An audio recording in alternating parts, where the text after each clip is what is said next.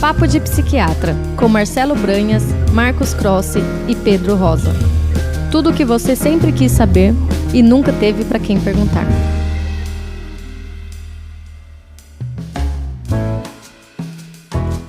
Olá a todos os nossos ouvintes, este é mais um episódio do podcast Papo de Psiquiatra, na nossa sequência a respeito de abuso, dependência de substâncias, transtornos de uso de substâncias, como você preferir.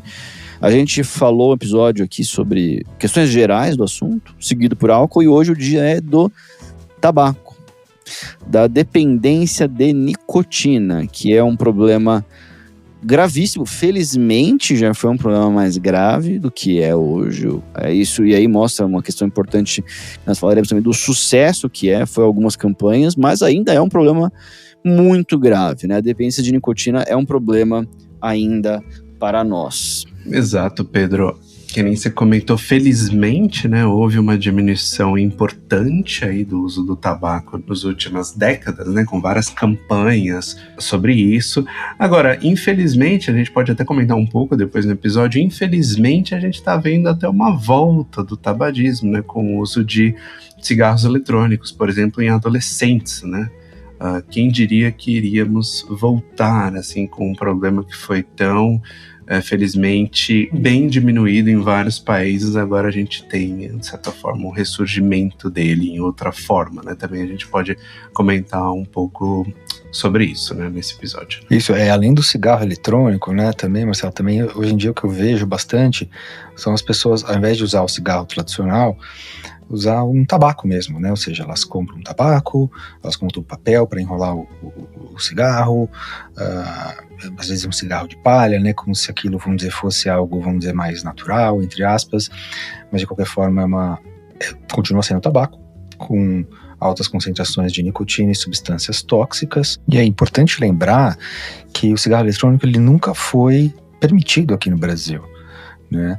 E, ou seja, ele sempre foi proibido. De qualquer forma, né, a gente vê aí um uso, vamos dizer, bastante comum, né, entre jovens, como o Marcelo falou, né, muito provavelmente ligado a essa imagem, né, essa ideia, né, de ser algo legal de fazer, tem um sabor, né, mas o que a gente sabe, da mesma forma que o tabaco, né, antigamente o tabaco, né, quando ninguém sabia exatamente se o tabaco fazia mal, né, então existiam aquelas propagandas, né, vamos dizer nos anos 50, né, que inclusive, vamos dizer, promoviam o tabaco como algo bom para a saúde em geral, né, inclusive existem essas propagandas antigas, vocês podem procurar na internet, existiam médicos, inclusive, né, que faziam essas propagandas, né, então quer dizer, o cigarro eletrônico ele veio inicialmente então com essa promessa, né, de alguma forma ser algo até como para ser usado, vamos dizer, como tratamento, ou eventualmente algo, vamos dizer, para diminuir o prejuízo. O grande problema é que os estudos estão surgindo, da mesma forma o tabaco, os estudos surgiram depois, o cigarro eletrônico, ainda a gente sabe menos, né? Então, por exemplo, o que a gente sabe é que isso pode estar relacionado também a problemas cardiovasculares, também a problemas, vamos dizer, a doenças pulmonares, né? Então, alguns cigarros eletrônicos, principalmente esses mais caseiros, né? Existem relatos de casos, né? Muitas vezes, quando ligado também, muitas vezes associado para o cigarro eletrônico, ele pode ser associado também, eventualmente, a THC, né? A substância da cannabis também, eventualmente, né? Que a gente vai falar em outro episódio de cannabis, mas de qualquer forma, alguns cigarros eletrônicos específicos realmente foram associados a lesões pulmonares agudas muito graves.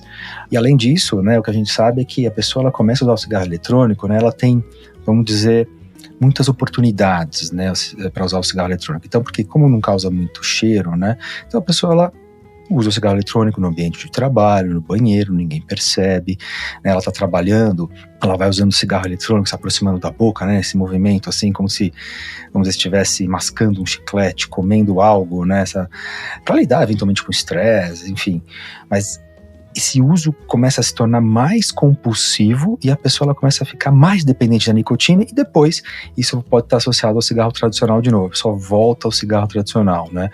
Então, quer dizer, tem muita coisa que a gente precisa descobrir, mas a gente já está descobrindo que causa prejuízo, que também pode aí evoluir para o uso do cigarro tradicional mais uma vez, né? Quer dizer, a dependência de nicotina vai providenciar que a pessoa seja exposta a essas substâncias por um tempo suficiente para causar o dano, né? Para aumentar o risco cardiovascular, de AVC, infarto, aumentar tudo quanto é tipo de câncer praticamente, né?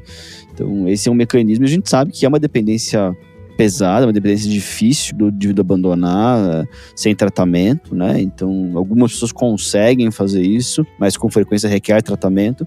E o mecanismo é semelhante àquilo que a gente falou no primeiro episódio dessa série, né? No sentido do cigarro, ele começar a preencher espaços na rotina da pessoa. E aí, as atividades mais variadas possíveis, de tomar um café, de ir ao banheiro, de dirigir, de passar por um momento mais difícil em família, de fumar mais no estresse, de fumar ao ver os amigos, tudo isso vai também tornar a pessoa mais propensa a manter o cigarro no cotidiano. Quer dizer, o cigarro vai preencher nesses espaços e ele vai se ligando a essas tarefas, e depois fica difícil fazer tudo isso sem o cigarro. E aí a ideia aqui da gente mostrar como que esse é um problema que também já foi um ponto muito importante, que eu acho que ilustra pra gente um jeito da sociedade lidar, é que muito tempo atrás, e quem tem 20 anos provavelmente não se lembra disso, era liberado fumar em qualquer lugar. Então quem ia numa festa, você saía com a roupa inteiramente cheirando cigarro. Hoje isso não acontece, porque é proibido fumar em festas. É proibido fumar em avião. Antes tinha uma ala do avião que era permitido. Mesma coisa em restaurante, tinha a ala do fumante. E isso mudou. Isso mudou por quê? Porque houve uma mudança da sociedade de achar que isso deve ser proibido. Então, houve uma mudança da opinião pública. Houve um esclarecimento da população a respeito dos malefícios do cigarro. E isso trouxe uma redução do uso. Efetivamente, houve uma redução do uso do cigarro. Isso foi digamos assim, um sucesso de uma mudança da opinião pública e trouxe para muitos pacientes a sensação de que eles deveriam parar mesmo, né? Porque, de certa forma, não houve ali, não havia para eles mais uma possibilidade de fumar de forma tão liberada como era antes, né? Então, talvez a questão aqui seja emprestar esse sucesso que aconteceu com o cigarro para outras substâncias, para o álcool, para a maconha, para quem talvez tenha havido aí uma campanha oposta da redução da percepção de risco. Quer dizer, esse exemplo que aconteceu com o cigarro, ele foi bem sucedido e ele deve ser aplicado para outras substâncias. Inclusive, deve ser aplicado agora para o uso do cigarro eletrônico, que cresceu vertiginosamente, principalmente entre adolescentes e adultos jovens, né? Então, Pedro, isso que você falou é tão importante, né, que vale a pena ressaltar bem, porque a gente sabe que, inclusive, no nosso podcast pode estar assistindo por pessoas até que conseguem influenciar na tomada de decisões, no sentido até legislativo da coisa. Porque as estratégias nos Estados Unidos, usando como exemplo, que tem mais estudos que foram extremamente efetivos na diminuição da prevalência do tabagismo, incluíam campanhas de mídia nacionais sobre tabagismo, aquela obrigatoriedade de você colocar no cigarro os prejuízos que ele causa, né? Taxação no preço de tabaco, tem vários estudos mostrando que isso foi também efetivo. E banir o uso de cigarro em vários locais, como o trabalho, como o avião, como espaços públicos, como restaurantes, né? Todo esse conjunto de estratégias acabaram favorecendo bastante a diminuição da prevalência do tabagismo. Então, né, tem que ser exportado isso daí, por exemplo, agora para cigarros eletrônicos, vapers, né? Pendrives, como o pessoal gosta de falar, né? Isso pode ajudar. Inclusive, tem algumas novas proibições, né, em relação ao cigarro eletrônico que acabam sendo muito bem-vindas, porque a gente tem que lembrar que grandes consumidores desses produtos, infelizmente, são adolescentes, né? Menores de idade e adultos jovens, e aí se recria uma cultura do tabagismo, e essas campanhas, se você comparar os anúncios e as publicidades do cigarro há pelo menos 3, 4 décadas atrás, é muito semelhante ao que está sendo reutilizado com os jovens, claro, com uma linguagem diferente, né? A gente vive na época do K-pop, de outras coisas que são muito apelativas para adolescentes, mas é a mesma coisa. É cool, né? É legal você fumar um cigarro eletrônico, ele tem sabor, ele tem cheiro, ele tem diferentes tipos, né? Então, essas estratégias foram super efetivas no tabagismo clássico, por assim dizer, né? Essas novas formas de tabagismo podem ser bem úteis. Essa questão do cigarro eletrônico é interessante porque, de fato, ele pode ser em qualquer lugar, né? E os pacientes, muitas vezes, tendem a usar uma quantidade muito grande. E começam a ficar preocupados quando começa a custar uma nota, né? Porque aquilo não é barato. Porque não existe um limite físico, digamos assim, né? Para o cigarro tradicional irrita a garganta, pega o pulmão, a pessoa se sente mal. O limite ali é só a intoxicação pela nicotina. Então, no fundo, não tem essa agressão física que o cigarro fumado imediatamente tem na via aérea. Então, o indivíduo fica fumando mais. Só que esse argumento é muito interessante de que o tempo de uso até agora é pequeno para a gente entender a segurança. E os estudos novos estão saindo porque os pesquisadores se debruçaram meio desesperadamente sobre esse tema. Os estudos mostram que não é seguro, que gera problemas de saúde e que se a pessoa está fumando mais até uma quantidade do que ela fumaria um cigarro, pode ser que ela tenha um problema pior ainda, né? Então, no fundo, a ideia é, não tem sentido usar nicotina, não tem uma razão, é uma droga a ser abandonada, né? Pois é, Pedro. E acho que uma coisa que vale a pena a gente até frisar, né, sobre os... Porque, assim, vale a pena muito para as pessoas entenderem os riscos, né, dos seus próprios comportamentos. Porque todo mundo fala em tabagismo e cigarro, acaba sempre lembrando do câncer de pulmão, né? Que ocorre, e sim. Agora, tem pelo menos 12 cânceres extremamente bem associados ao tabagismo, incluindo o famoso de pulmão, mas também de laringe, de cabeça e pescoço, de esôfago, de estômago, de cólon, intestino, pâncreas, fígado, rim, colo de útero e até alguns tipos de leucemia. Além disso, tem também, nos Estados Unidos, 33% de todas as mortes cardiovasculares, ou seja, infarto, AVC, ou como popularmente chamado de derrame, está ligado ao tabagismo, osteoporose, piora de diabetes, piora de gastrite, doenças dentárias. Então, assim, há uma série de problemas, né? Porque às vezes já tive paciente falando, mas eu consigo conviver com o risco de eu ter um câncer de pulmão. Não é um câncer de pulmão, né? Um risco aumentado para 12 cânceres no mínimo, mais todos esses outros problemas que a gente falou. E o fundamental é dizer, sempre vale a pena parar. Nunca é tarde demais, né? Pergunta, mas eu já fumo há 20 anos. Então, assim, sempre vale a pena parar de fumar. Inclusive isso, Pedro, tem estudos comprovando esse tipo de coisa, né? Tem vários estudos mostrando que até indivíduos com mais de 60 anos, consideravelmente mais, a cessação do tabagismo foi associada à diminuição de desfechos negativos, né? Desses problemas de saúde. Então nunca realmente é tarde mesmo. É isso importante para o clínico lembrar, né? Então, quer dizer, independente do tempo de uso, intervenções podem ser efetivas, né, em diminuir, vamos dizer, essas consequências adversas, né, do uso do tabaco. E a gente sabe que muitas vezes na atenção primária, né, a atenção primária é muito importante, né, para essa orientação e esse tratamento. Ou seja, quando a gente fala em tratamento, né, ou seja, tem todas essas medidas, claro, populacionais, né, que o Marcelo e o Pedro mencionaram, né, que ajudam, vamos dizer, do ponto de vista coletivo, a diminuir esse uso, mas também tem as estratégias de tratamento individuais, né, que são importantes a gente mencionar aqui também, né, e que o primeiro passo seria um aconselhamento, né, ou seja, a gente sabe que é difícil, né, muitas vezes você aconselha e pode ser que a pessoa esteja num período, como o Marcelo falou, né, num outro episódio, de dependência, num período pré-contemplativo. Ela não pensa em parar, ela não quer parar naquele momento, né, mas mesmo assim é importante, né, para todos os clínicos aconselharem diretamente o paciente parar e discutir e conversar a respeito dos riscos, né, desse problema. E claro que à medida que o paciente vai decidindo, e daí é a hora de a gente dar o suporte e a gente implementar algumas estratégias, tanto não farmacológicas quanto farmacológicas, né? Que é o tratamento do tabagismo, que pode ser bastante efetivo, né? Acho que hoje em dia a gente tem mais ferramentas, né, do que antigamente. Eu já acompanhei alguns casos, né, no consultório, tenho amigos que pararam de fumar, né, com o tratamento. Então eu acho que é importante dar essa mensagem de esperança e explicar um pouquinho isso também.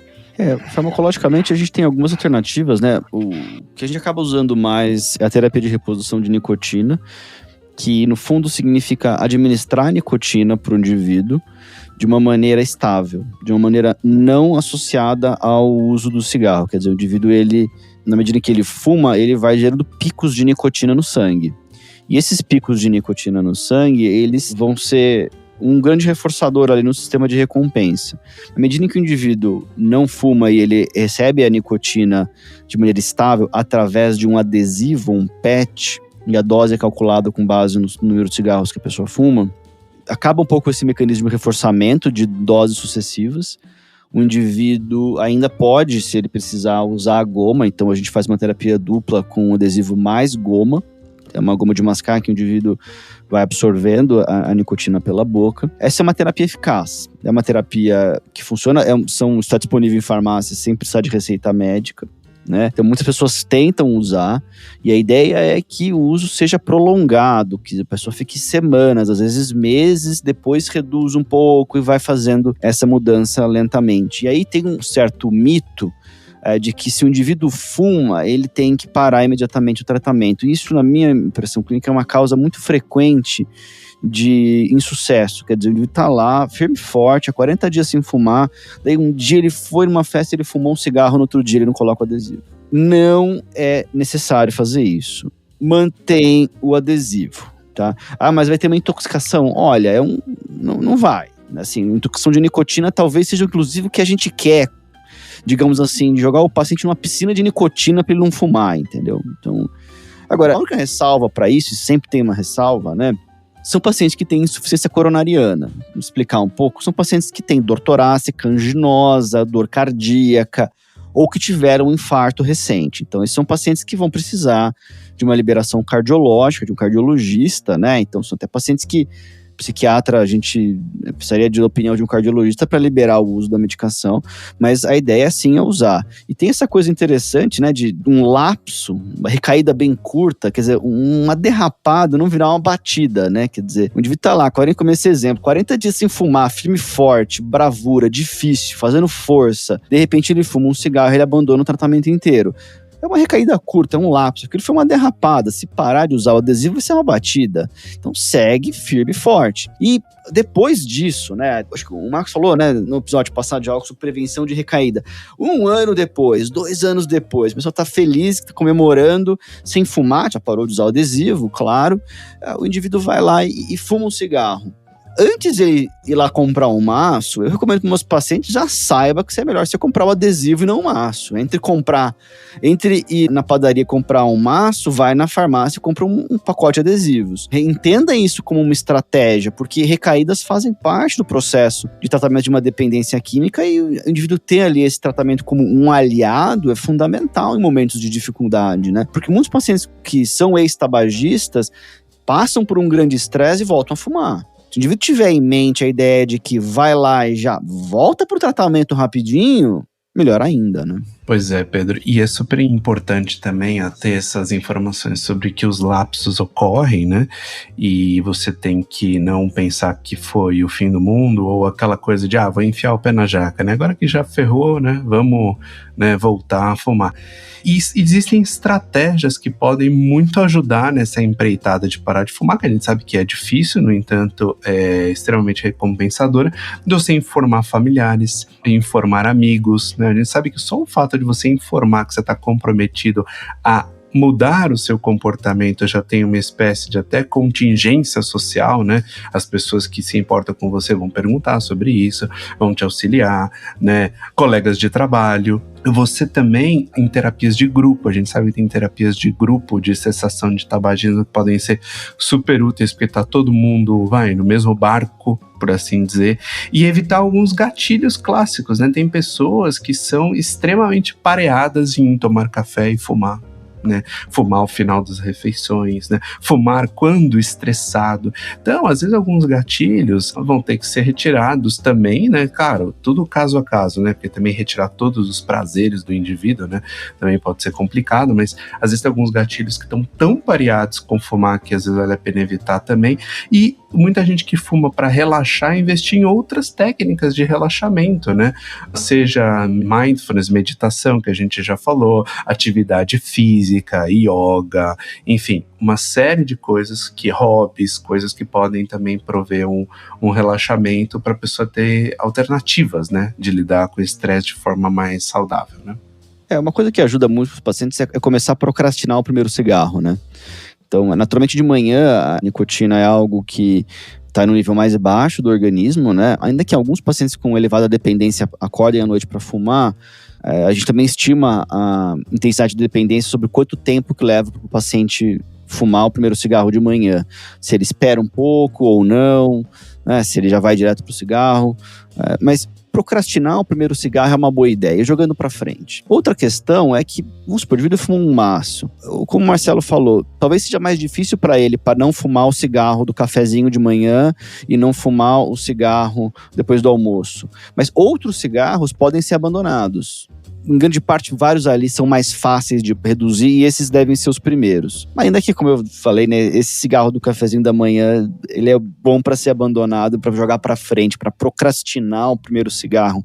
Isso também já começa a gerar no paciente uma sensação de autoeficácia, de que ele tem algum domínio sobre o cigarro e não vice-versa, né? É interessante isso, Pedro, também que quando surge essa fissura de fumar, essa vontade mais intensa de fumar, nos tratamentos de reposição de nicotina, é interessante que além do adesivo tem a goma e as pastilhas, né? Então, por exemplo, a goma seria um chiclete, né? Como se fosse, de nicotina, e que ele faz a função de dar um boost, assim, naquele seu nível de nicotina que o adesivo está provendo, ou seja, ao invés de fumar, né, você estaria consumindo a nicotina, que é muito menos prejudicial do que o cigarro, ainda mais que isso daí é uma estratégia temporária, né? Até você conseguir parar de fumar. Então tem isso também, tem as pastilhas e a goma de mascar de nicotina que pode substituir o cigarro nesses momentos aí de maior fissura, né? Ou seja, né, ao invés de na fissura usar o cigarro, como o Pedro falou, lidar com a terapia de reposição de nicotina. Adesivo, goma, pastilha ou até outras formas também, né? Assim, eventualmente estratégias mindfulness ou até sensações mais físicas, né? Água gelada, às vezes mastigar algo assim mais crocante também, né? Chiclete, coisas nesse sentido, assim, água oral, né? Às vezes as pessoas têm essa necessidade, né? Cuidado, claro, para não substituir por comida, né? Que às vezes a gente observa algumas pessoas substituindo o cigarro por comida e acabam ganhando peso, né? Ou seja, outras formas de lidar com essa fissura. E falando em fissura, né, é importante também a gente lembrar do tratamento, de outros tratamentos farmacológicos, né? A terapia de reposição de nicotina é um tratamento, né, farmacológico, de alguma forma, mas também existem outras medicações que podem ajudar também, né? Então, por exemplo, né, a vareniclina, né, que é uma medicação exclusivamente desenvolvida para cessação do uso de nicotina, de produtos relacionados à nicotina, né? Quer dizer, ela é uma medicação que age no receptor nicotínico, né? Colinérgico nicotínico, e tem também, vamos dizer, esse efeito de diminuir fissura, né? De diminuir, assim, vamos dizer, o prazer relacionado ao uso do tabaco. É uma medicação que tem que ser introduzida aos poucos, né? Porque ela pode estar associada também a alguns efeitos colaterais, como náusea, mas são manejáveis, mas na maior parte dos casos, né? E é claro que isso tem que ser feito com acompanhamento médico, né? De qualquer forma, assim, é uma medicação altamente eficaz, assim, pelo menos na minha experiência também, não apenas os estudos mostram isso, mas na minha experiência tem sido uma medicação que ajuda muito as pessoas a pararem de fumar. Infelizmente, às vezes, realmente a gente vê algumas faltas, né, nas farmácias, eventualmente, nesse momento, por exemplo, está em falta, né, infelizmente, mas é uma medicação que realmente pode ser usada de forma altamente eficaz. E outras medicações é a bupropiona, né, que ela é um antidepressivo, né, de um efeito um pouco diferente, talvez, dos antidepressivos mais tradicionais, né, ela vai agir principalmente na recaptação de dopamina, noradrenalina, e que, vamos dizer, seria uma segunda linha, talvez, de tratamento farmacológico, pode também ajudar a pessoa a parar de fumar, né? Seriam, acho que, talvez as duas medicações mais clássicas, né? A nortriptilina também pode ser usada, mas de qualquer forma, eu vejo que talvez a vareniclina e a bupropiona talvez são as medicações mais usadas hoje em dia. A nortriptilina também é antidepressivo, né? Então a gente tem esses dois antidepressivos, a bupropiona e a nortriptilina, e a gente tem a terapia de reposição de nicotina e a vareniclina. Essa questão da vareniclina é muito interessante porque, assim, a gente podia fazer um minuto de luto aqui por essa perda, né? Assim, porque inicialmente teve um problema de importação, e aí, se os ouvintes quiserem olhar no Google, até trocas de acusações entre a Pfizer e a Anvisa, né, de quem que é o responsável, liberou a fábrica, porque parece que é um remédio importado, se não me engano, da Alemanha, mas agora está em falta no mundo inteiro, né? Então houve um problema industrial lá tinha um contaminante E é uma coisa trágica, porque como o Crossflor é um remédio único, ele tem esse uso, ele não tem similares, e é uma medicação que, assim, ela não tem substituição, né? Ela é um fármaco único, não é, por exemplo, a gente falar dos antidepressivos e inibidores da recaptação de serotonina. Citalopram, fluoxetina, citalopram, tem 5, paroxetina, sertralina, fluvoxamina, quer dizer, tem vários. Não é que seria ok qualquer um deles sair do mercado, mas uma classe toda de fármacos, que é um fármaco único, que é a vareniclina. E isso é um momento trágico, especificamente quando surgem alguns estudos nos últimos anos que a combinação da vareniclina com a terapia de reposição de nicotina é melhor ainda. Melhor do que isoladamente tudo junto e misturado, né? Que é uma taxa maior de eficácia na cessação de tabagismo. Quer dizer, assim, a gente vai...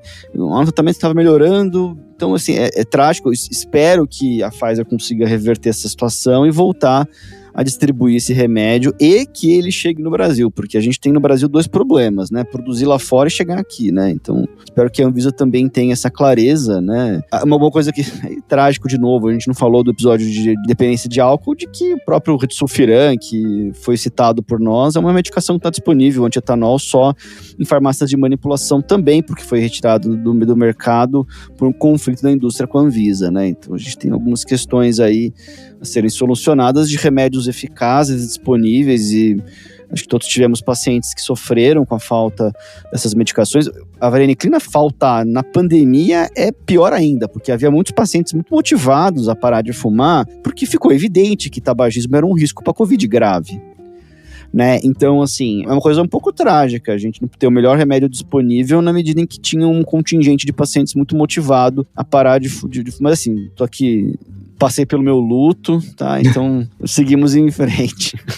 Mas agora, só complementando, Pedro, o seu luto, e eu acho que revolta nossa toda, que eu acredito ser bastante justificada, que vale a pena, né? Que esse podcast, felizmente, está tendo um alcance grande nos últimos tempos, que fazer um apelo mesmo, porque no tabagismo teve esse problema da vareniclina não tá de fácil acesso, o disulfiram no caso do etilismo, né, o transtorno por uso de álcool, também teve medicações para o TDAH que tiveram sua distribuição também suspensa, esquizofrenia, um problema super grave, né, de saúde mental, teve medicações como a clozapina que também ficaram, pelo menos algumas de suas marcas indisponíveis também, então assim, poxa, complica, né, complica o tratamento de saúde mental sem disponibilidade, e precisa isso ser revisto porque tem uma responsabilidade social nisso, né?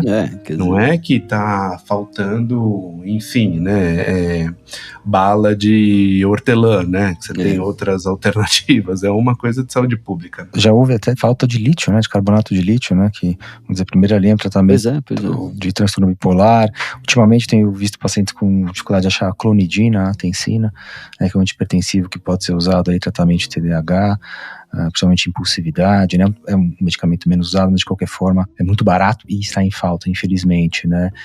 E a vareniclina realmente, Pedro, é um luto. É difícil passar pela fase de aceitação, eu diria, desse luto. Mas assim, realmente, né, um medicamento altamente eficaz que trata uma doença que é responsável, assim, por uma parte significativa da mortalidade em geral no mundo. É impressionante, né? Então, realmente é difícil passar por isso mesmo. Pô, acho que a gente falou bastante sobre tabagismo, sobre os temas, digamos, mais importantes, né? E vamos em frente com a nossa série aqui de dependência química. Então, obrigado aí pela audiência. Tomara que tenha alguém que trabalha na Pfizer, na Anvisa, aqui ouvindo a gente. Todo mundo é bem-vindo para nos ouvir e compartilhar com familiares, amigos, todo mundo. Isso mesmo, pessoal. E situações se normalizando também nessas distribuições, faremos elogios também. Por que não? Né? Com certeza. Obrigado e até o próximo, pessoal. Um abraço. Um abraço. Obrigado, pessoal. Grande abraço.